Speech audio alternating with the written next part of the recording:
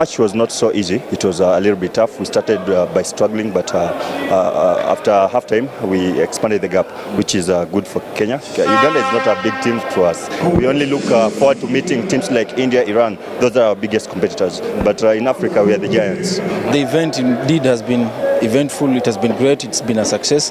It's our maiden opportunity to have hosted in the country, and so we are all laughters. We are happy, as you can see from the general reaction of the public, the fans who turned out. We are grateful for the participants from the 8 other African countries who showed up to make the event a success.